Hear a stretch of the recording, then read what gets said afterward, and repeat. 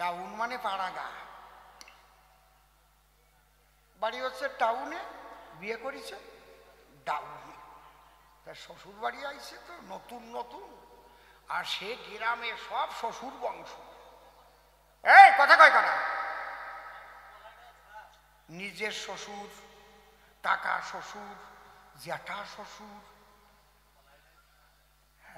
জ্যাঠা শ্বশুর, সমস্ত শ্বশুরের শ্বশুর, মেসুও শ্বশুর, পিসিয়ে শ্বশুর, সব শ্বশুরের বংশ।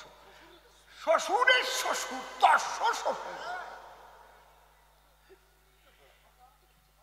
নূতন নূতন যখন শ্বশুর বাড়ি গেছে, জামাইও ভালো, WBCS জামাই। এই জামাই যদি পাই, সব বাড়ি নিমন্ত্রণ করেছে। আমার একবার ওরাকান্দি যে এরকম হয়েছিল, 4 ঘরে নিমন্ত্রণ করেছে। এক ঘরে কাসিমের মাংস রান্না করেছে, এক ঘরে পাঠার মাংস, এক ঘরে মুরগির মাংস, এক ঘরে হাঁসের মাংস। আর দাঁড়াও, কলার ডাল তুমি যদি খাইয়ে তারপর সেরোই নাম দিয়ে।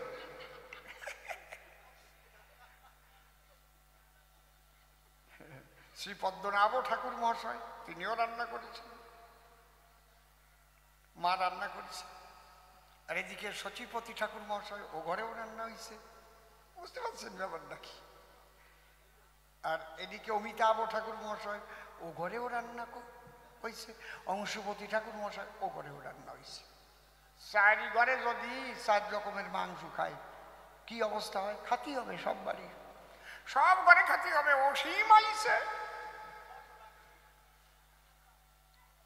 তারপরে যদি প্রায় 1 ইঞ্চি মোটা সরপড়া দুধ দেয়,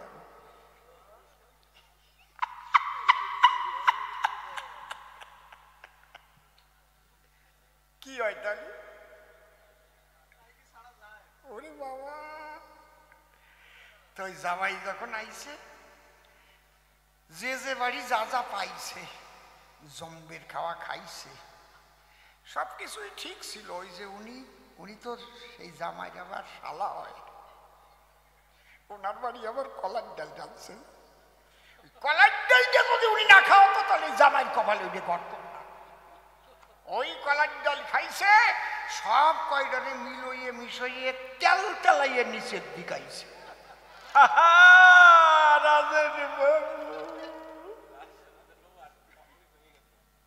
খায়দা কত! এইবার ও বাড়ি যাওয়ার জন্য রওনা হয়েছে। উঠবি তো ওঠ, একদম অফিস টাইমে মিনি বাসে উঠিছে। পেটের মধ্যে তো হাওড়া শিয়ালদা করতেছে, এই যে বুঝি নামিয়ে যায়। যে ড্রাইভার ব্রেক কষিছে, আপনি সামনের দিকে কই যে চাপ লাগিছে, বের হয়ে গেছে। আমি অত খারাপ বাংলায় বলবো না, পায়ুদ্বারে বায়ু নিঃসরণ হয়েছে।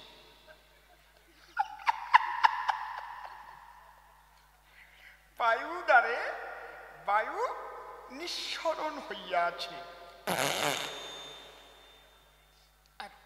ও তো বাতাস তো অল্প, ওতে তো 14 আনা গু। বাতাস তোর ভিতরে নেটায় পেটায় নিয়ে আইছে, কি গন্ধ!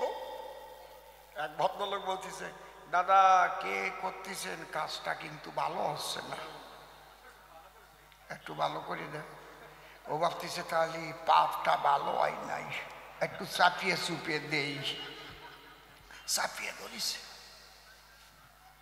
আবার যখন ব্রেক কষেছে, সামনের দিকে ঝুঁকে যায়, চাপ লাগিয়ে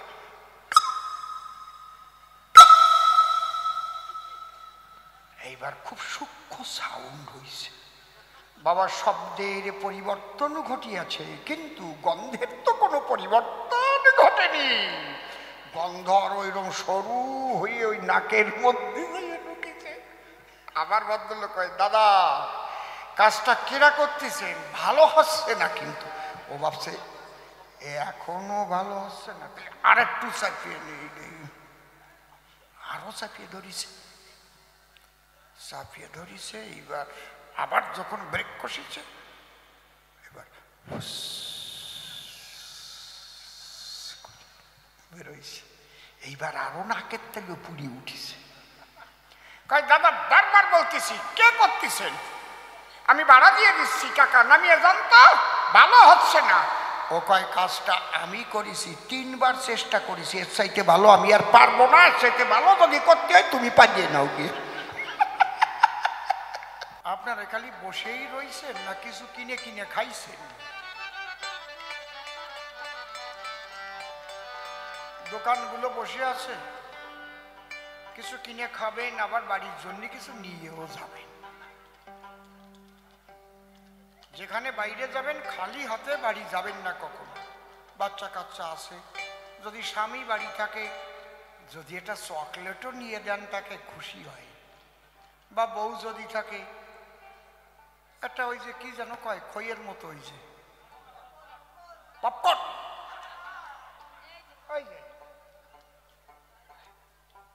ওই নিয়ে হাতে দিলেও বউটা খুশি হয়নি, বোঝো না?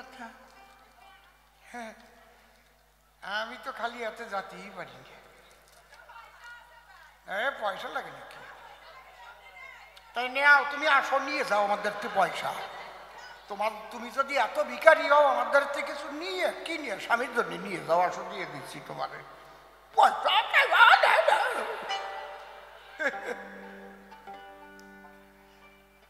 তোমার চেহারায় তো কয় না যে তোমার পয়সা নাই। শাল তো একটা গায়ে দেছো, ওটার দাম তো কম টাকা না। তারপরে যেটা পরিছো তলায় আর একটা দেছো, এ তো কম টাকা দিয়ে কেন না। হ্যাঁ, আমারে মুখ খোলা বানা মোটে। তারপরে বিউটি পার্লারে যাইয়ে তো আবার ওই যে এই জায়গা দিয়ে সাঁচি করো, সেই সময় পয়সা কয়নি পাও। বুড়োগুলো শাসিয়ে সরু বানায় ফেলে। আমি যদি বিউটি পার্লার দিতাম না, আগে বুড়ো শাসার আগে এই বুড়ো তুলে দিতাম সব, বাড়ি কুতকুতোই বেড়াবে। এমনি কলাম, ওয়ে করা যায় নাকি? জয় হরিবল, গৌর হরিবল। পাদের গল্প দিচ্ছে, গল্প আর খুঁজে পায় নাই। আর সে পাদ দিছে কেমন, ওই রকম কেউ পাদে নাকি? এটা কায়দা আছে পাদের, কি পাদের শ্লোক আছে, তা শিখে নিও, লিখে নিও আমাদের। পাদে ভরকং রাজা, যাইয়ে দেখো বড় বাজারে মারোয়ারিরা পাদে কি পাদা, কি একটা চেহারা, কি দাঁত না হবে আমার শরীরের চাইতে মোটা, আর ওই ওকে পাশে পাদনি থাকে, যখন পাদ আসে ওরা উঁচু করিয়ে ধরে ওইভাবে।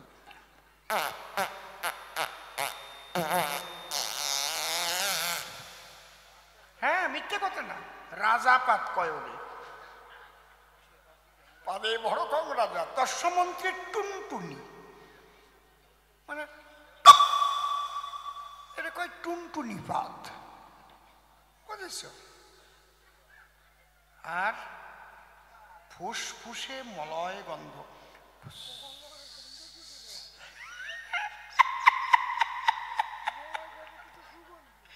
ওই তো আর নিঃশব্দ প্রাণঘাতী, নিজেরাই শব্দ হয় না, গাছিয়ে যায়, নাকের তালু পুড়িয়ে উঠে। রাজেন বাবু কোন জায়গায়? এখানে পাদের গল্প আমার দ্বারা দিয়ে না, আমি শোলক টোলক দিয়ে কয়ে দেব না, তারপরে বাড়ি যেয়ে পালিয়ে বেড়াই। হরিবল। ধরো, আমি কালীকে কখনো অসম্মান করে একটা কথাও বলেছি কি মা? আমি শুধু ব্যবধান দেখিয়েছি এবং পূজার যে প্রকরণ, পূজার যে পদ্ধতি, সেই রীতিনীতির কথা বলেছি। সনাতন ধর্মের কুসংস্কার যাতে ধ্বংস হয়। আমি অন্য ধর্মের কথা তো বলবো না, আর না বলেও তো পারা যায় না। এই আল্লাহর নামে যে গরু জবাই দেয়, আল্লাহ কি গরু খায় না? নবীজি কোনো দিন আমিষ আহার করেনি, নিরামিষ খেতেন। ভারতের বাইরের মুসলমানরা কোনোদিন গরু কাটে না, কোনোদিন না। ওরা হচ্ছে দুম্বা কোরবানি দেয়, ওর পাছায় মাংস হয়, সেই পাছার থেকে কেটে সেইটা খায়, আবার সেই মাংস হয়ে যায়। যেমন টিকটিকির লেজ খসে পড়লে আবার লেজ হয়, মরে না। আর এই কোরবানিটা এসেছিল কোথার থেকে? ইব্রাহিম আর ইসমাইল থেকে। বুঝতে পারছেন? আল্লাহ গায়েবী বাণীতে বলেছিল, ইব্রাহিম তুমি সবচাইতে যা ভালোবাসো আমার জন্য তাই কোরবানি দাও। ওর সন্তানকে ভালোবাসত ইসমাইলকে। 7 পাল্লা কাপড় বেঁধে যখন খঞ্জর ধরে কোরবানি দিয়েছিল, ভাই চেয়ে দেখে দুম্বা কোরবানি হয়ে গেছে, তার ছেলে মরে নাই। যেমন দাতা কর্ণের ছেলে কেটে দিছিল, মরেছিল? মরেছিল? ঈশ্বরের নামে যদি এইভাবে কেটে দিয়ে বাঁচিয়ে যায়, ঠিক এইরকম আগে মুনি ঋষিরা তারা যজ্ঞ করত, যজ্ঞে আহুতি দিত, কিন্তু সেই প্রাণী আবার বাঁচিয়ে দিত, তারা মরত না। আর তোমরা পাঠা কাটিয়ে খাবা, আবার কাউ কি মায়ের প্রসাদ চুল্লু খাবা, পাঠার মাংস খাবা, আর মায়ের প্রসাদ খাচ্ছি, কয় না? তা প্রসাদ যদি হয়ে যায় তাহলে লোম ফেলাবা কেন? লোম দিয়ে আলুর দম রান্না করে খাবা। পাঠার চামড়া ফেলাবা কেন? চামড়া কয় বাপ বেটা বসে বসে কামড়া। অন্ডকোষ ফেলাবা কেন? অন্ডকোষ গোষ্ঠী শুদ্ধ চোষ আসে পড়তেছে এখন। পিত্ত ফেলাবে কেন? ওটাতে তৃতীয় ডাল টানবা। মায়ের প্রসাদ, বাঁচিয়ে বাঁচিয়ে মায়ের প্রসাদ। প্রসাদ যদি প্রসাদের মতো হয়, সেই প্রসাদ শ্রীনাথ পাগল খেয়েছিল শরৎ গোসাইয়ের আঙ্গিনায়। শরৎ গোসাইয়ের বাড়ি গেল, তখন বিলে কই মাছ হয়েছিল। শ্রীনাথ পাগল যখন কই মাছ ধরতে গেল, বড় বড় কই, সেই কই আর পাবেন কই? হায় রে আমার কই! হাতের মধ্যে যে জোক লাগিয়ে আছে সে জ্ঞান শ্রীনাথ পাগলের নাই। কই মাছ ভাজিয়ে দিয়েছে, আর লবণ দিয়ে যখন মাখাইছে, জোকের মুখে লবণ পড়িছে, আর এত সময় রক্ত খাইছে, রক্তে ভাত লাল হয়ে গেছে। জয় বাবা গুরু চান, নিও বাবা কয়ে যাই, হাত উঁচু করেছে। শরৎ গোসাই করে মানা, শ্রীনাথ রক্ত মাখা ভাত খাইয়ে না। কয় শরৎ রে, কি এ তো আর ফেলা যাবে না। কেন? বাবা গুরুচাঁদের নামে নিবেদন হয়ে গেছে। সেই যোগশুদ্ধ কই মাছ শ্রীনাথ খেয়েছিল, তার কোনো অসুবিধা হলো? এরে কয় প্রসাদ, বুঝলে? আর কয় পাঠা, তার নাই মামা বাড়ি, কয় না? এই জন্য পাঠা আমরা ধ্বংস করি।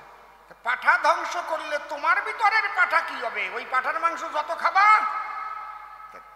খাদ্যের একটা গুণাগুণ আছে না, সেই গুণ পাবা। কি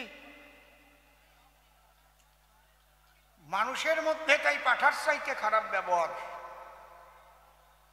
মানুষের মধ্যে দেখা যায়, পাঠার চাইতে খারাপ ব্যবহার দেখা যায় না? কি যায় না? সন্তান 2 রকমের হয়, একটা হচ্ছে নিম্ন বীজের সন্তান, একটা হচ্ছে ঊর্ধ্ব বীজের সন্তান। ঊর্ধ্ব বীজের সন্তান কারা? গুরুর কাছে দীক্ষা নেয় যারা। বাবা কয় না গুরুরে? কথা কইও, বাবা কয় তো গুরুরে নাকি? আরে কও না কেন? কথা কও না কেন? নাকি তাওই কয় বাবা কয়? কেন বাবা কয়? শিষ্যের হবে কর্ণজনী, গুরুর জিউ বা লিঙ্গখানি নিষ্কামেতে করিবে রমণ। হরিনামের বীর্য ফোঁটা পূর্ণ হবে মণিকোঠা, চিত্রারিতাই করবে আস্বাদন। যদি কোনো গুরু তার শিষ্যা মেয়ের নিয়ে টুটু টুটু করে, কি কি হবে? ওটা পাঠার চাইতে খারাপ না?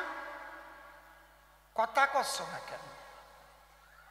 সে শিষ্য মেয়ের বিয়েই করে ফেললো, তার গর্ভে সন্তানই জন্মায় ফেললো, কি হবে? সেটা কি হবে? কথা কও,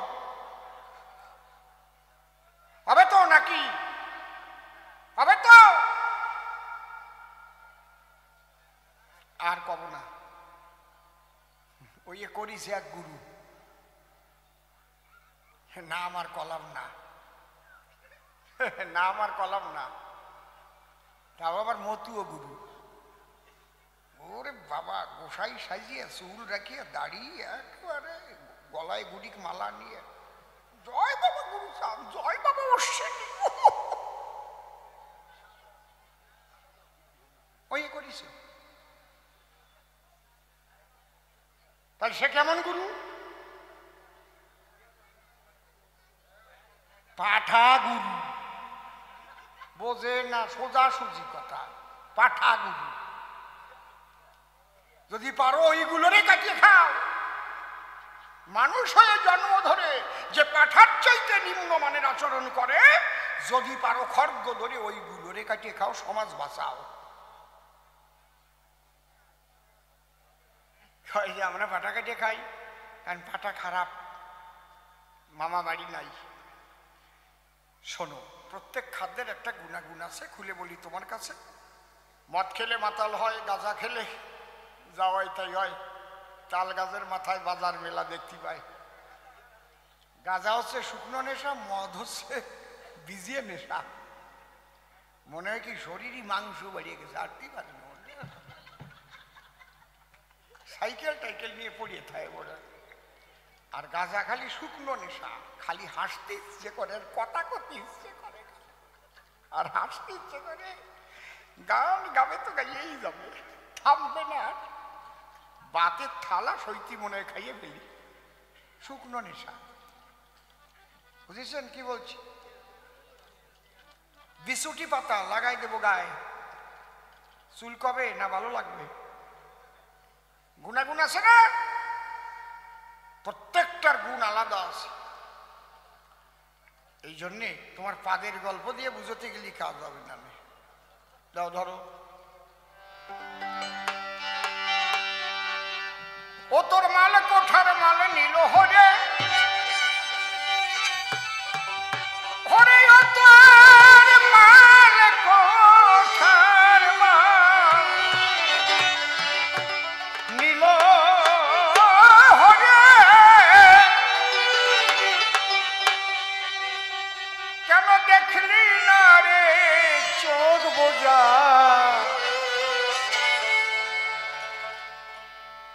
আগলা রইল ঘরের ধরো যা। ও মন পাগলা রে, আগলা রইল ঘরের দরজা। ও মন পাগলা রে, আগলা রইল ঘরের দরজা। দেখেন, অন্যায় যে করে আর অন্যায় যে সহ্য করে, দুইজন সমান দোষে দোষী হয়। এইটা মনে রাখবেন। কিন্তু এইসব গুরুদের সমালোচনা আমি করি বলে আমার সেই গুরু আবার কয় গুরু ভাব। তুমি যে করিস আকাম, আর আমারে কয় গুরু ভাব।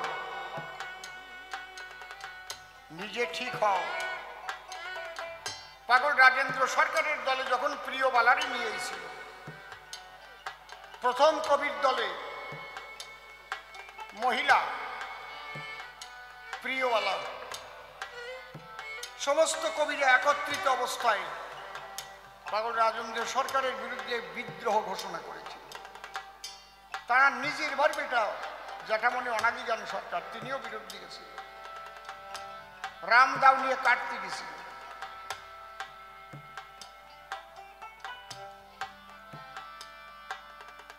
এইবার রাজেন্দ্র সরকার দেখলো তাই, ওরা তো আমার চিনতে পারে না, ওরা বুঝতে পারে না, সাধারণ মানুষের মতো চিন্তা করেছে।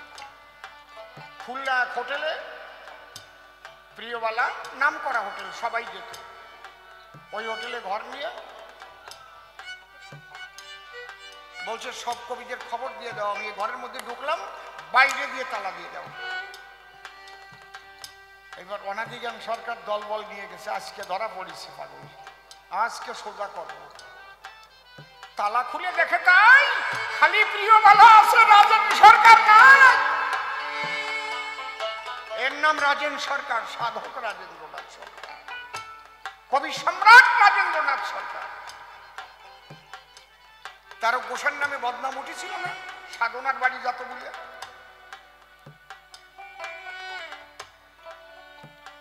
তার গোসাই কেউ বুড়ো বাম কইছে নাকি যে বুড়ো বাম আমার নামে বদনাম করে বেড়ায়? দরবারে বদনাম গেল। গুরুচাঁদ ঠাকুর বলে দুটেরে ধরে নিয়ে আয়, সাজা দেব। কি রোদ, 34 মাসিয়া কাঠফাটা রোদ। কয় কর্কের টিন বিছুয়া, বিষয় দুটেরে শোয়া, কর্কের টিন গরম হয়েছে। কয় 7টা লেপ দিয়ে ডাক, 2 ঘন্টা থাক। 2 ঘন্টা 7টা লেপের তলে কর্কের টিনের উপরে যদি রোদির মধ্যে হয় মানুষ বাঁচে। 2 ঘন্টা পরে বলে তোল এইবার। লেপ তুলে উঠে দেখে তাই 1 ফোঁটা ঘামও ঝরে নাই। কয় এই আমার তারকের বদনাম যে যে করেছি সেই কয়টায় তারে ডাকবো আজকে।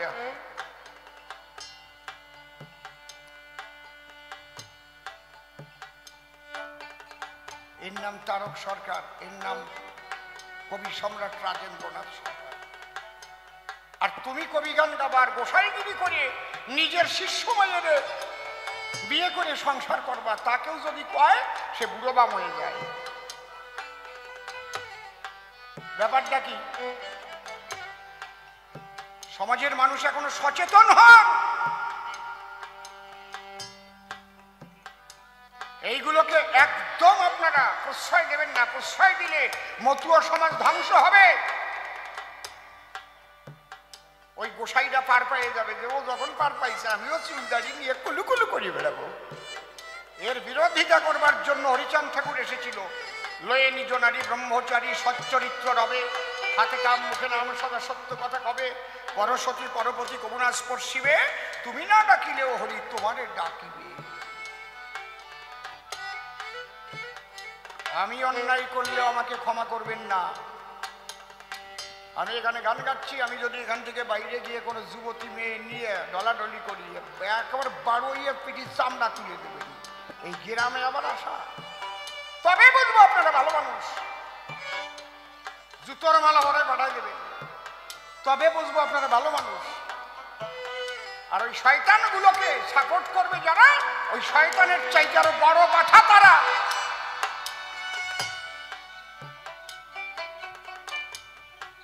তোর মাল কোঠার মাল নীল হরে, তোর মাল কোঠার মাল নীল হরে, দেখলি না তুই শোধ বোঝা, আগলা রইল ঘরের দরজা, ও মন পাগলা রে, আগলা রইল ঘরের দরজা। নয় দরজার এক দরজা মূল, সেই দরজা নিচে করিলি ভুল। মোহাম্মদে মত্ত হয়ে দেখি সর্ষের ফুল, ও দেখি সর্ষে ফুল, তোরে কামরসে করিয়া মশগুল, ও তোরে কামের সে করিয়া মজগুল, তোরে কামরসে করিয়া মশগুল, ছয় চোরায় মারে মজা। আগলা রইল ঘরের দরজা, ও মন পাগলা রে, আগলা রইল ঘরের দরজা। যোগান দিতে কামরিপুর খাদ্য, হয়ে রলি ধর্মের অবাধ্য, অশুদ্ধ করিলি ঘরের ভোগের নৈবেদ্য। ও ভোগের নৈবেদ্য, খেপার সম্মুখে তোর মরণ বাক্য, ও খেপার সম্মুখে তোর মরণ বাক্য।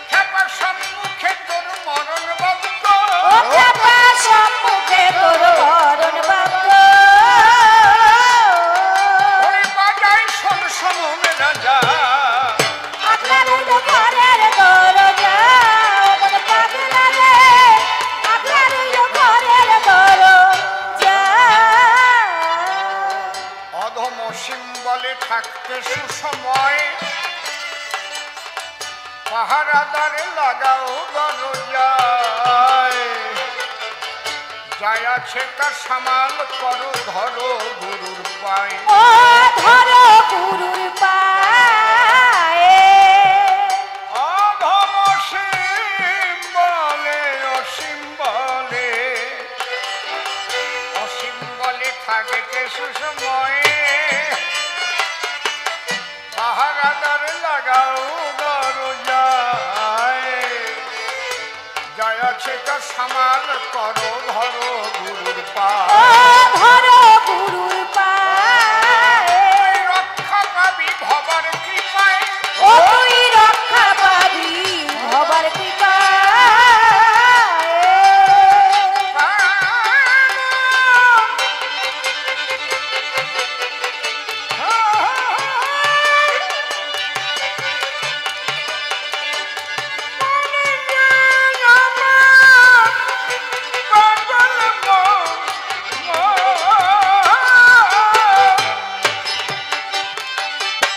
রক্ষা পাবি ভবার কৃপায় ও তুই রক্ষা পাবি ভবার কৃপায়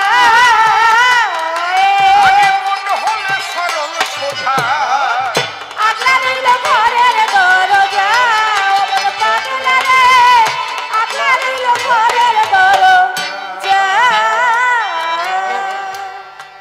পশু বলি দেওয়া মোটেই ভালো নয় তবে পশু বলির কথা লেখা আছে শাস্ত্রের পাতায় কিন্তু সেটা বাজারের ছাগল পাঠা নয় শোনেন নারী নরে 6টা পশু প্রতি জীব দেহেতে ঘোরে হিন্দু মুসলিম খ্রিস্টান বৌদ্ধ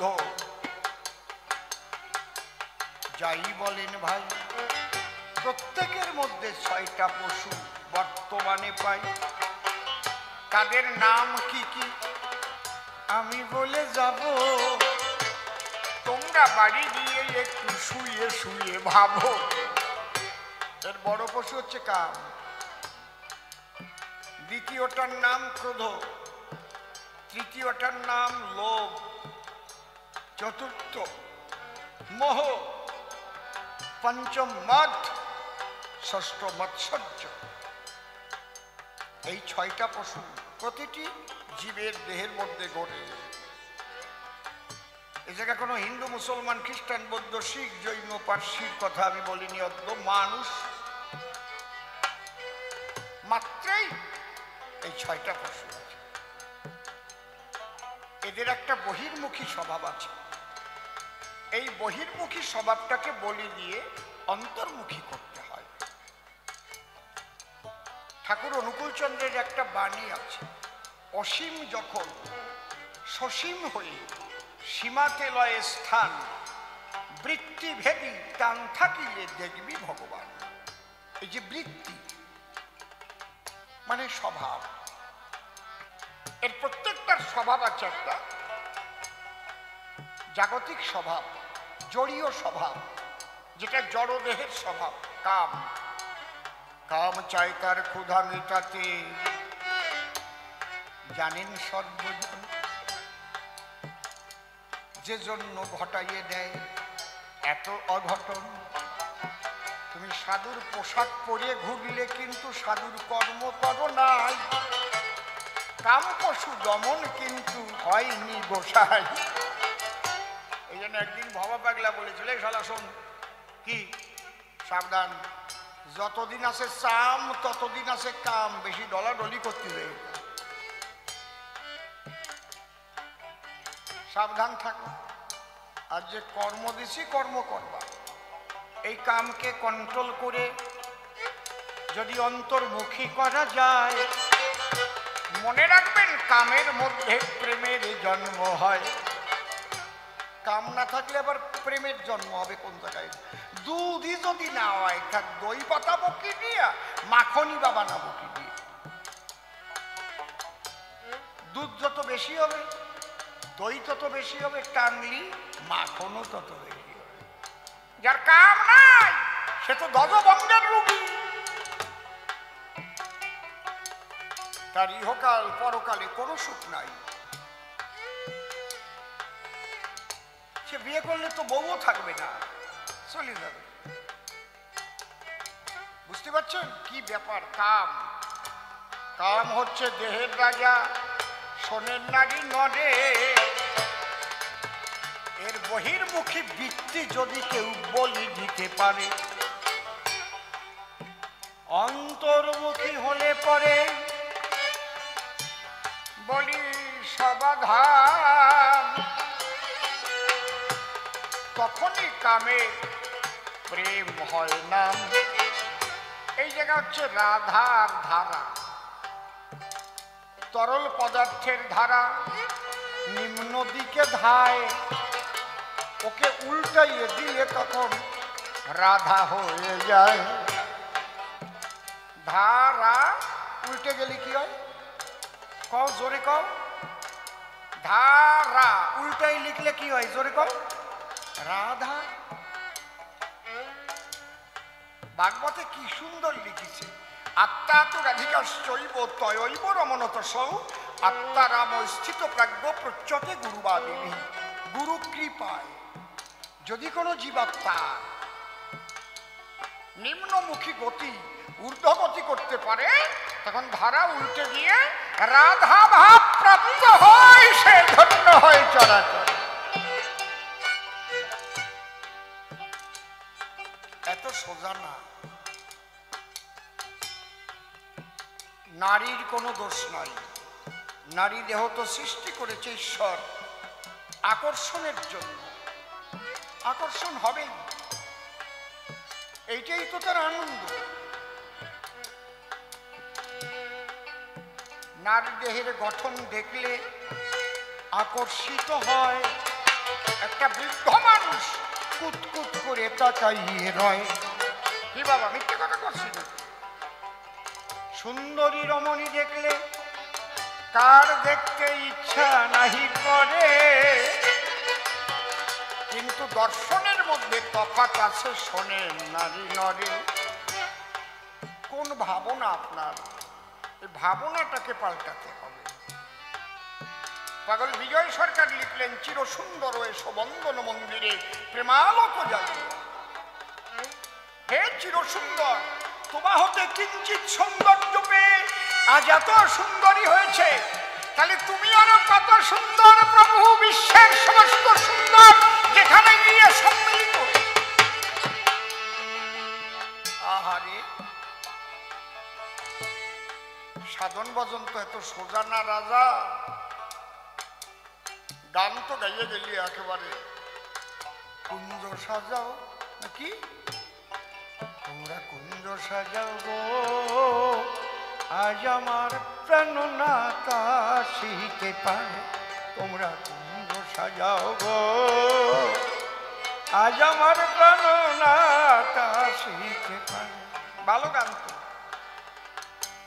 মনে চায় প্রাণে চায় দিলে চায় যারে, তোমরা কি সুন্দর গান, কি সুন্দর গান। কুঞ্জ সাজাও, কোন কুঞ্জ? এই দেহ কুঞ্জ সাজাও তোমরা প্রেম ভক্তি দিয়া, সেই কুঞ্জে আসিবে আমার পরাণ কালিয়া। তুমি কোন ভাব নিয়ে গান গাচ্ছ? এলো না এলো না, দিল প্রাণে দিল না, নাকি গাইছে ভগবান জানে। এত যে নিঠুর বন্ধু জানা ছিল না। এই জায়গায় তো কায়দা, এই যে আসছে আবার আসলো না। বিরহেরই মাঝে মিলনের আনন্দ, এই নিয়ে লীলা করে রাধা আর গোবিন্দ। এই জায়গায় তো আনন্দ, বুঝতে পারছি।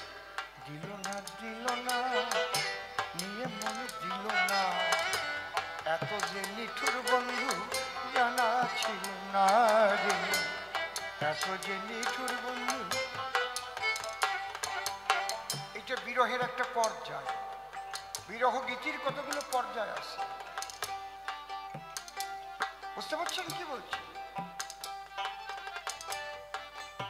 এটা কোন পর্যায়? কায়দা কত মহাগুরু। কথা কবে কথা নিঠুর বন্ধু জানা না রে। এত যে নিঠুর বন্ধু ঠিক ওই কয়টাই তো সবে।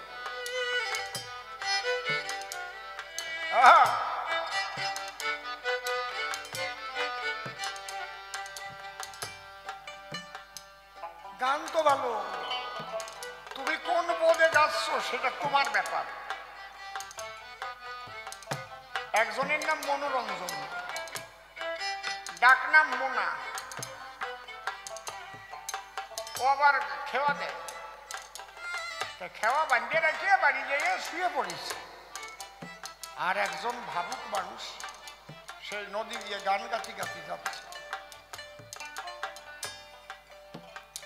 ওরে মোনা ভাইয়া তোর নৌকা খানা সরে নিল, দেখলি না তুই সাইয়া, কেন ঘরে পেয়ে গভীর ঘুমে রয়েছি ঘুমায়া রে মোনা ভাইয়া। ওই গান শুনে লাভ দিয়ে উঠেছে, শালা আমার নৌকা তো সরে নিয়ে গেল। দিয়ে দৌড় দেখেছে খেওয়া নৌকা বান্ধাই রয়েছে। উনি তো ওই গান গায় না, উনি নিজের মন রে কইছে, ও মোনা ভাইয়া তোর আসা যাওয়ার নৌকা খানি আরে সোরাই গেল নিয়া। ওই যে ছয় সোরা, ও তো তাই ভাবে গাইছে। আর ওই মোনা ও ভাবছে আমার খেওয়া বাঁধে তুইছে, ওই নিয়ে যাচ্ছে ঘুম কামাই দিয়ে দে দৌড়। দিল না নীল মনে দিল না, এত যে নিঠুর বন্ধু জানা ছিল না রে, এত যে নিঠুর বন্ধু। এই তো বিরহ মিলন, বিপূর্বক আপূর্বক রহ ধাতু, বিশেষভাবে কোনো কিছুকে অবস্থান করার নাম বিরহ। এই যে আসছে, এই যে বাসি শুনছি, ওই যে প্রাণ বল্লভ আসছে, এলো না গো সখী, এলো না। সব সময় যদি আসিয়ে বসে এই খায় তাহলে আর মিলনে কোনো সুখ হয় না। কথা বোঝা যাচ্ছে কি নাকি? আরে কে কোন ভাবে নেবে কথা, তার ভাব অনুসারে তাকে দোষ দিতে যাও কেন রাধা গোবিন্দের উপরে। তোমার ভাব মতো বরাদ্দ নিয়া সেরাদ্দ করিবে, ভাবনা জেনে গোবিন্দের উপর দোষ চাপাইয়ে দিবে। রাধারানী আর কৃষ্ণ সম্পর্কে তুমি কটূক্তি করছো। তারা কামের ঘরে, আমি এখান থেকে বেরোয় গিয়ে একটা যুবতী মেয়ের একটু জড়াই দড়িত দেই, বাড়ি আটটাও মাটিতে পড়ে নাকি। আর অনন্তকাল ধরে রাধা গোবিন্দ মন্দিরে যুগল বেশে পূজা করে। ও রাজা তুমি একটু জড়াই ধরো, তোমার পুজো দিবে নেই না বাবু এ পুজো বানাই তবে নেই কি? এর অর্থই হচ্ছে রাধাকৃষ্ণ প্রেম নিষ্কাম, যে কারণে বিশ্ববাসী তাদের পূজা দেয়। আর সাধারণ করলে পরে জুতোর বাড়ি খায়। তোমার কাম জাগিলে পরে তুমি আমার কথা নিও, জয় রাধে গোবিন্দ বলে মনোপ্রাণকে দিও। রাধা নাম জপ করে দেখো, এই রাধা বীজ আছে, কৃষ্ণ বীজ রাধা বীজ আলাদা আলাদা হয়। কাম বীজ কাম গায়ত্রী বৈষ্ণবেরা কয়। এই রাধা বীজ জপলে পরে কাম দমন হবে। তুমি প্রেম লাভ করবে আমার রাধারানীর কথা ভেবে। প্রেম পাবে তুমি। ছোট্ট একটা কাহিনী বলছি। ও আর কয়েকটা জবাব দিয়ে আসি। রামচন্দ্র দুর্গা পূজা করেছিল, তাই দুর্গা বড় হয়। লেখায় আছে নাকি রামায়ণেরই পাতায়। কিভাবে লেখা আছে আমি যদি খুলে বলি আপনাদের কাছে, যদিও আদি বাল্মীকি রামায়ণে অনেক কিছু নেই, আমি অস্বীকার করে গান গাইব না। আমি যা বলেছে স্বীকার করেই গাইব, এটাই নিয়ম। যেহেতু কৃত্তিবাসী রামায়ণে আছে, এই দুর্গাপূজাটা কৃত্তিবাসী রামায়ণে ঢুকানো হয়েছে। দিনাজপুরের রাজা ছিল কংস নারায়ণ, তার পুত্র দেবী নামে করেছিল জন্মগ্রহণ। দেবী নারায়ণ, তার সভা পণ্ডিত ছিল কৃত্তিবাস, বলি সভার ঠাই। দেবী নারায়ণ চিন্তা করে দুর্গা পূজা করতে চায়। প্রচুর টাকা খরচা করে বিরাট দুর্গা প্রতিমা গড়ে পূজা করেছিল দেবী নারায়ণ। আগে তো ছোট ছোট রাজা ছিল, এই জন্যে এত বড় করে পূজা করেছিল। তাই দুর্গা পূজার এক নাম সেখান থেকে বড় পূজা বলা হলো। বড় পূজা বলে না দুর্গা পূজাকে? কালী যদি 56 হাত বানায় বড় পূজা বলে? দুর্গা ছোট্ট করে ও বানালি কয় আমরা বড় পূজা দেখে আসলাম। কেন? এর প্রত্যেকটার সঙ্গে একটা অঙ্গাঙ্গী ইতিহাস জড়ানো আছে। তখন কৃত্তিবাস ওঝা উনি সংস্কৃত রামায়ণকে বাংলায় অনুবাদ করছিলেন। ওই দেবী নারায়ণ বললেন, পণ্ডিত মশাই কি এই দুর্গা পূজাটা রামায়ণে ঢুকানো যায় না রামের দ্বারা? বলে এটা তো নাই বাল্মীকি রামায়ণে। বলে না, এটা যদি ঢুকানো যায় তাহলে বাঙালির মধ্যে দুর্গা পূজার বিস্তার ঘটবে।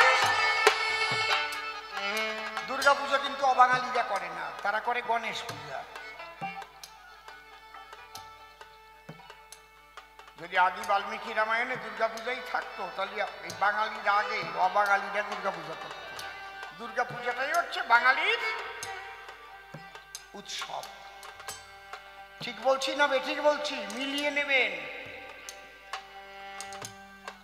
আন্দাজিয়ে কথা না, এগুলো তথ্যভিত্তিক আলোচনা। কৃত্তিবাস ওঝাকে বলা হলো আপনার রামায়ণে যত টাকা খরচা হবে সব আমি দেব, আপনি শুধু এটি করে দেন। শুধু উনি দেখলো যাক, মানে আজীবন তো একটু এই ঠাকুর মশাই একটু লোভ তো আছে, রাগ করিয়েন না যেন আপনাদের কেউ।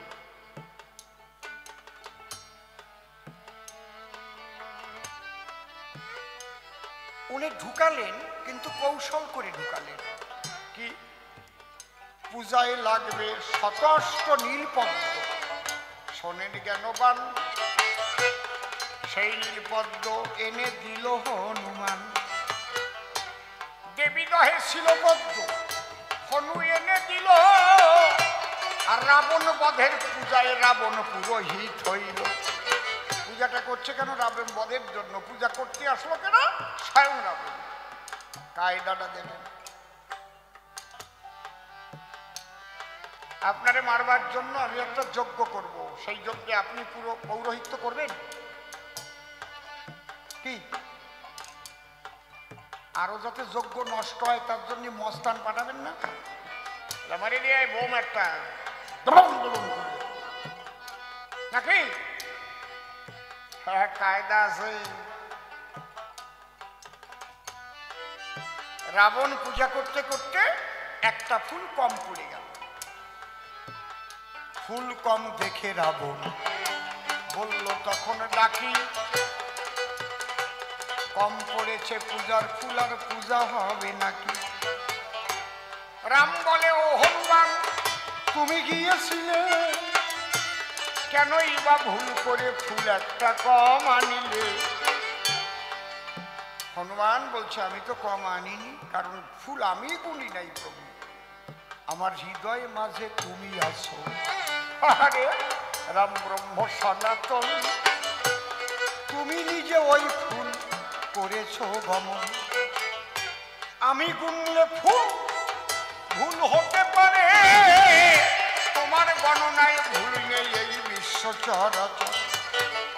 রাম তো বাজে গেছে হনুমানের ভক্তির কাছে, রাম গেল হেরে। রাম তখন ডেকে বলে রাবণের বিধান, আমাকে নীল কমল আখি বলে সবাই, মনে আছে ভাবো আমার একটা আখি মায়ের পূজায় আমি তুলে দেব। নীল কমল মানে পদ্ম, আমার এক চোখ দুটোই তো নীল পদ্ম, সবাই বলে। এই বলিয়া কি করিলেন রাম ভগবান, চোখ তুলবার জন্য ধরল ধনুর্বাণ। অমনি দুর্গা রামের হাত চাপিয়া ধরেছে, দেখবেন রামায়ণ খুলে সেখানে ফটো দেওয়া আছে, খুলে দেখবেন একদম ফটো আছে না। একই দুর্গা বলে ওগো প্রভু, কহি নিবেদন, আমার স্বামী হলেন ওই পাগলা পঞ্চান, তোমার নাম করে শ্মশানে ঘুরিয়ে বেড়ায়, আমার পূজা দেবে তুমি আসিয়া লীলায়। ফুল কম পড়েনি, আমি নিজে করেছি চুরি। শোনো শোনো শোনো রাম, শোনো তুমি হরি। মনে মনে চিন্তা করলাম, আমার মনের গোপন ভাব, তুমি পূজা দেওয়ার আগে ওই একটা ফুল দিয়ে তোমায় পূজা দেব। তুমি পূজা দেওয়ার আগে আমি তোমার পূজাটা দিয়ে দেব। এ পড়ো নাই, অল্প একটু পড়িস না, আর পাদের গল্প মারতিস। ব্যাপারটা বোঝো তো বোঝো, না বোঝো মুখ বোঝো, এর চাইতে ভালো করে আমি বলতে পারবো।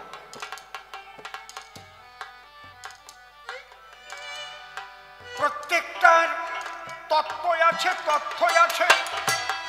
শোনো রাজা মহাশয়, ভালো করে বুঝে শুনে কথা বলতে হয়।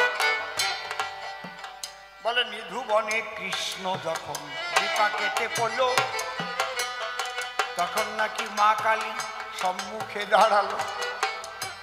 কৃষ্ণই কালী হয়েছে, কৃষ্ণই কালী রূপ ধরেছিল।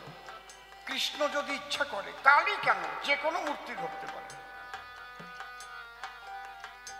প্রধানমন্ত্রী যদি ইচ্ছা করে অনেকগুলো মন্ত্রিত্ব নিজের হাতে রাখতে পারে। মুখ্যমন্ত্রী যদি ইচ্ছা করে অনেক মন্ত্রিত্ব নিজের হাতে রাখতে পারে, রাখে না? কি কথা বুঝেছেন তো? এটা তার পাওয়ার আছে। কিন্তু অন্য যারা মন্ত্রী, তারা মুখ্যমন্ত্রীর চেয়ারে বসতে পারে না। কখন পারে? কৃষ্ণ কালী হতে পারে, কালী কৃষ্ণ নয়। কৃষ্ণ হওয়ার শক্তি নাই মা কালী কার গায়ে।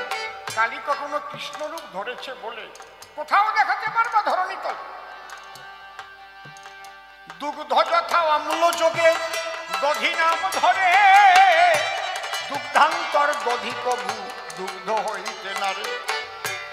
দুধ একবার যদি টক মিশ্রিত হয়ে দধি হয়ে যায়, ওই দধি আবার দুধে ফিরে আসতে পারে না।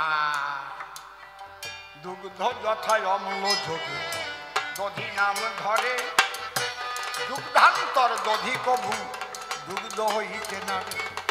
কৃষ্ণ হতে সবাই এলো, বুঝে নেওয়া চাই। তাই কোন দেবতার কৃষ্ণ রূপ ধরার সাধ্য নাই। কৃষ্ণ যদি ইচ্ছে করে হরিণ হতে পারে, ছাগল হতে পারে, মাছ হতে পারে, কাশিম হতে পারে, শূকর হতে পারে, মৎস্য কুর্ম বরাহ নৃসিংহ, কত রূপ হলো। প্রয়োজনে সেই হরি এত রূপ ধরেছিল। বুঝতেছ তো নাকি? কায়দা কত বাসু বাবা ভালো বোঝে, হারমোনি বাজায়, তাপস তো বেহালায় মন মজাইয়ে দেয়। বাবা বা, আমি কাউকে ছোট করছি না, আমি একটা কথাই বলে যাই, তোমরা যে যার ভজন করো, একনিষ্ঠ ভক্তিরা। এ কথাও ভগবান শ্রীকৃষ্ণ গীতায় বলেছেন, যে যথামাং প্রপদ্যন্তে তাং তথৈব ভজাম্যহম মম বর্তানুবর্তন্তে মনুষ্যা পার্থ সর্ব। যে যার ভজন করো, কালী ভজন, মায়ের চরণে আত্মসমর্পণ করো, কারো নিন্দা করো না। হরি ভজন করো, হরিপদে আত্মসমর্পণ করো, কারো নিন্দা করো না। গুরুটা অত সদ্গুরু হওয়া চাই, আর দাঁড়িয়ে বাজারিয়ে গুরুর শিষ্য সে তো বসবে না। না, এগুলো তো গুরু বলে দেবে। বাবা, কাউকে নিন্দা করো না। তারক গোসাই কি লিখেছে? যে যাহাকে ভক্তি করে সে তাহার ঈশ্বর, ভক্তি যোগে সে তার স্বয়ং অবতার। কেউ ছোট করেছে? ছোট করেছে কি? আর আমি যদি কই আমি মতুয়া, আমি ওই কালী মন্দিরে সেবা দেব না, ওই কৃষ্ণ মন্দিরে আমি সেবা দেব না, ওরে আমার মতুয়া রে। ওই মন্দিরে হরি মূর্তি তুমি করো দর্শন, তবেই বুঝবো বিশুদ্ধ ভক্তি হয়েছে জাগরণ। এই জন্য আমার তারক লিখেছে, হরি চকমকি চাকচিক লেগেছে চোখেতে, আর কিছু পাই না সখী দেখিতে।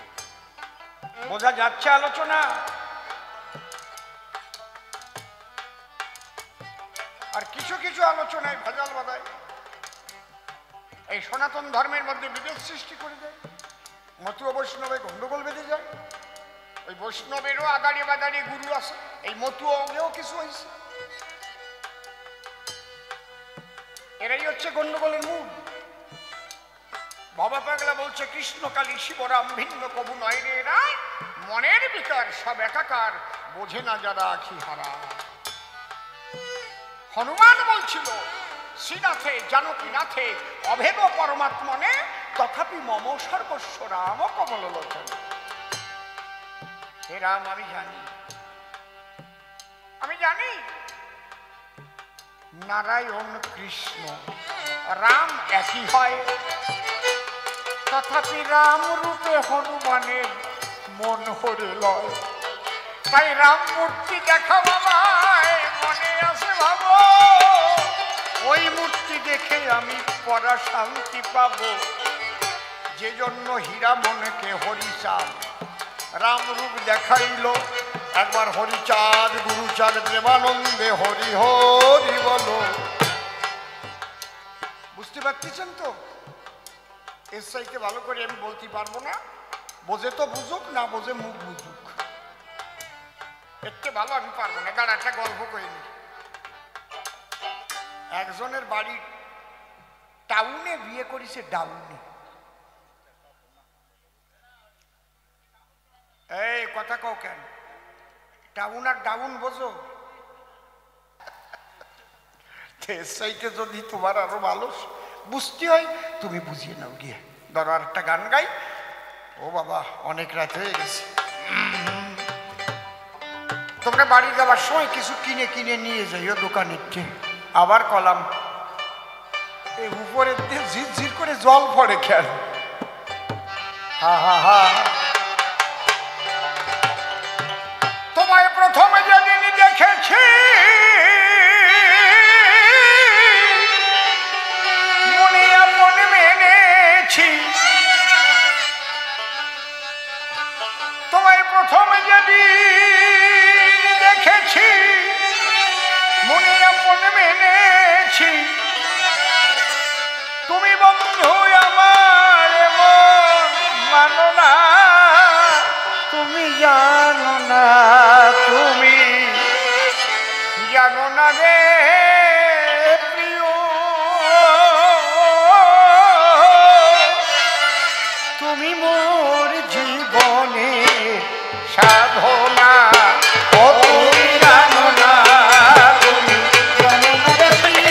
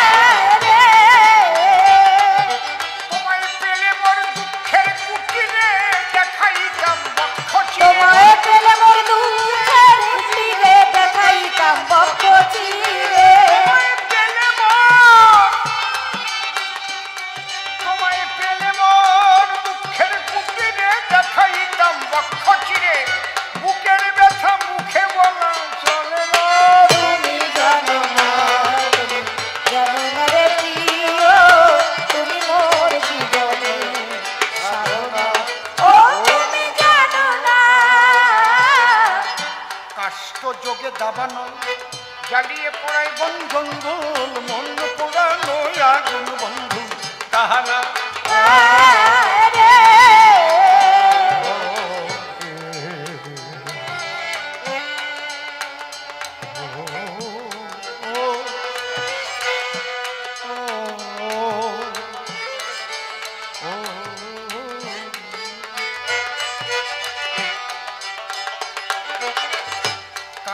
যোগে দাবানল জ্বালিয়ে পড়াই বন জঙ্গল মন পোড়ানো আগুন বন্ধু তাহানা কত বিরোহীর অন্তর তলে বিনা কাষ্ঠে আগুন জ্বলে বিরোহীর অন্তর তলে বিনা কাষ্ঠে আগুন জ্বলে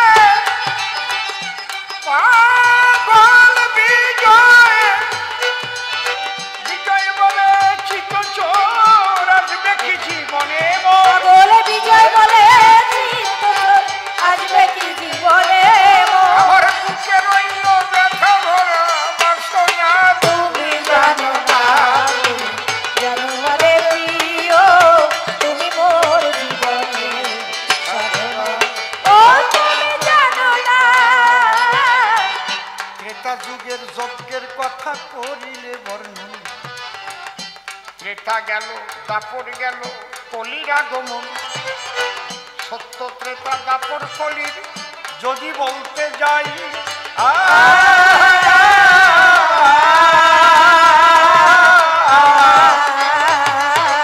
এই কলি যুগের সান যত সব কিছু নাই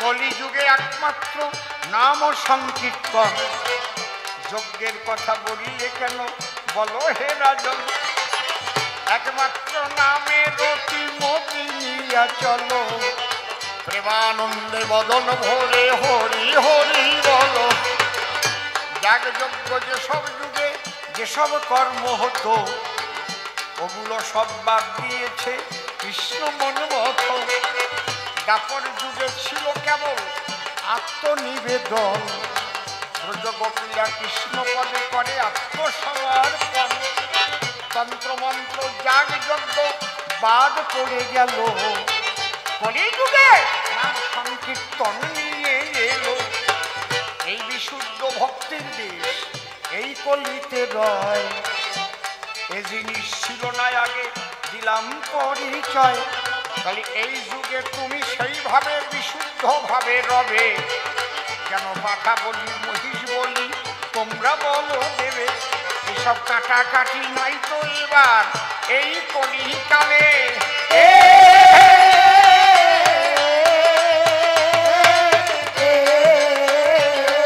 দেখো মার্কণ্ডেয় পুরাণেতে দিয়েছে তাই বলে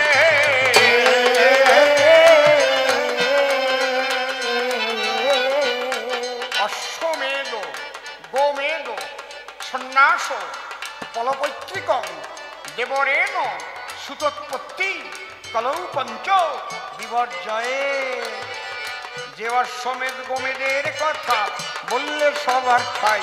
ও মহাগুরু, কলিকালে ওইসব কিন্তু যোগ্য নাই।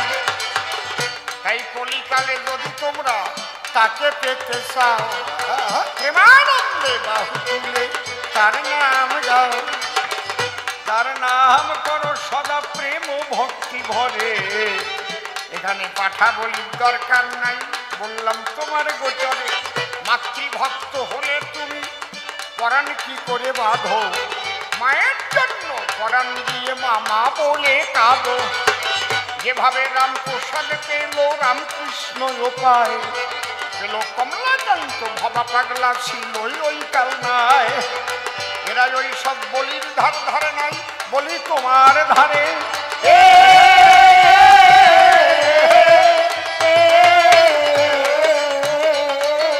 তারা প্রেম ভক্তি দিয়ে মায়ের পূজার্চনা করে।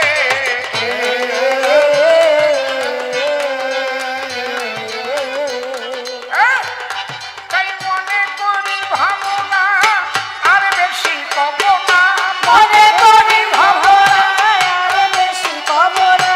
ছেড়ে দিলাম কাব্য আলোচনা। তুমি জানো না রে প্রিয়, তুমি মোর জীবনের সাধনা। ও জানো না। তুমি মেনে নিও, ও তুমি মেনে নিও, তুমি মেনে নিও। যে যাহারে ভক্তি করে সে তার পরাণ প্রিয়, তুমি মেনে নিও। শোনো শোনো রাজাই, আমি বলি তো কোথায় বিদায় যাও, আমি এবার বৃন্দাবনে যাই। আপন বলতে জগতে আমার কেহ নাই, প্রেমানন্দে আমি মধুর কৃষ্ণ গুণ গাই। তুমি মেনে নিও, তুমি মেনে নিও। এবার মীরা তুমি আমার কথা বটে লবে, বাবা, একটা সন্তান তুমি আরে আমায় কথা দিয়ে কও যাবে, তাতে আমার ইচ্ছা হইবে পূরণ। তোমার কাছে করি আমি এই নিবেদন, তুমি মেনে নিও, তুমি মেনে নিও। আরে কামের ঘরে নাই কই আমি থাকি প্রেমের ঘরে, কেমন এতে সন্তান আমি দেব বলো তোমার। তারপরে দুজনের যদি এক মন হইত, তার দ্বারাই হয়তো একটা সন্তান দেওয়া যেত। তুমি মেনে নিও, তখন দুইয়ের সঙ্গে মন মেশে না রাখবে কেন মোরে। প্রেমানন্দে কৃষ্ণ বলে যাব ব্রজপুরে। তোমার যদি এত ইচ্ছা আমার কথা লো, আবার একটা বিয়ে করে সংসারও পাতাও। তুমি মেনে নিও, তোমার কথা এবার আমি পেলাম পরিচয়, বাবা সত্যি সত্যি বৃন্দাবনে যাওয়ার ইচ্ছে হয়। বিহার সেখানে কি মনের মানুষ তোমার বটে রয়, ভালো করে বুঝাইবে আজ যে আমায় তুমি মেনে নিও, তুমি মেনে নিও। আরে ব্রজধামে গিয়ে আমি মনে আছে ভাবো, জয় রাধে গোবিন্দ বলে গড়াগড়ি দেব। ভিক্ষা করে খাবো আমি তাতে বাধা নাই, রাজধানী হব না আমি বড় ব্যথা পাই। তুমি মেনে নিও, তুমি মেনে নিও। তুমি যখন এতে ওই বৃন্দাবনে যাবে, কোন গোসার কাছে তুমি পাল্লায় পড়িবে, তোমার ওই সাধন ভজন দেখি যাবে, হয়ে যাবে ক্ষয়, লন্ড ভণ্ড হবে দেখি যে নিশ্চয়। তুমি মেনে শোনো শোনো শোনো, যদি কৃষ্ণ পদে দিতে পারে দেহ মন প্রাণ, গোসাই তারে কি করিবে বলহম অবস্থান। যদি বদমাইশ গোসাই হয় মনে আছে ভাবো, আমি বেলের ধরে গোড়ার থেকে ওইটা কেটে দেব। তুমি মেনে নিও, আর যদি আসল গোসাই হলে পরে, আসল গোসাই হলে পরে ওরে যে বললো না। আরে খাঁটি গোসাই হলে আচ্ছা দেব প্রেময়া লিঙ্গন, তখন দেহ মন হবে আমার মধুর বৃন্দাবন। এই জন্য তোমার মন যেমন তুমি তেমনই ভাবিবে, ওই রকম পেলে তুমি তেমন করিবে। তুমি মেনে নিও, যাত্রা কথায় কাজ হবে না ভেবে দেখো তাই, আসল গোসার পাল্লাই পড়লে ছাড়ার কায়দা না। শিষ্যের বউ নিয়ে সে যত পালায়, কত গোসাই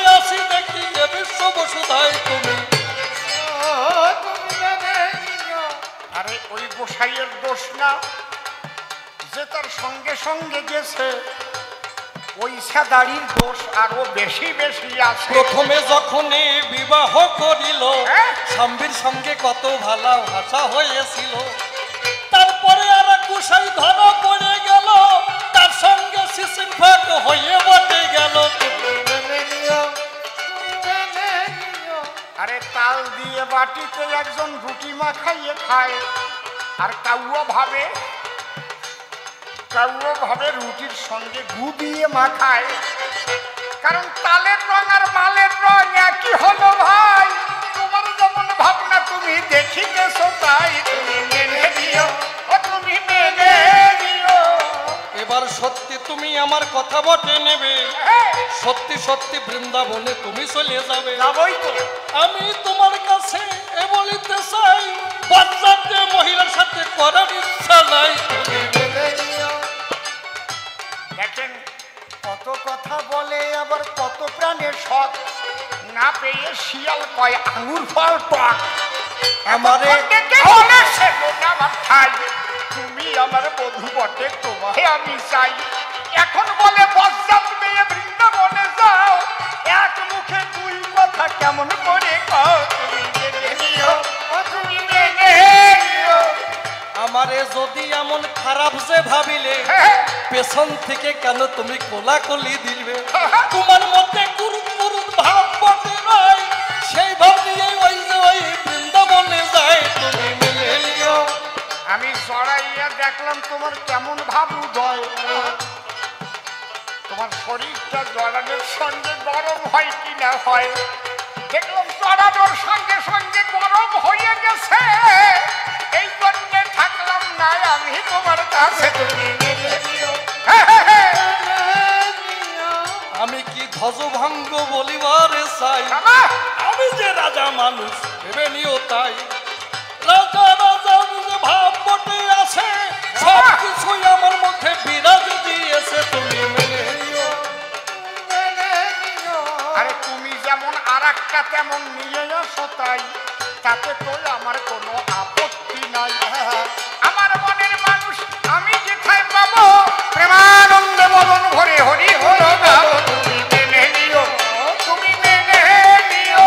তোমার কথার সঙ্গে আমার কোনো দরকার নাই, তোমাকে এবার আমি ছেড়ে দিতে চাই। হরি ভালোবাসা পুজিব মায়ের চরণ, বাবা, তারপর দাবি আমার দেহ বৃন্দাবন, তুমি মেনে নিও। আরে তুমি যখন বিদায় দিলে আর থাকিব কেন,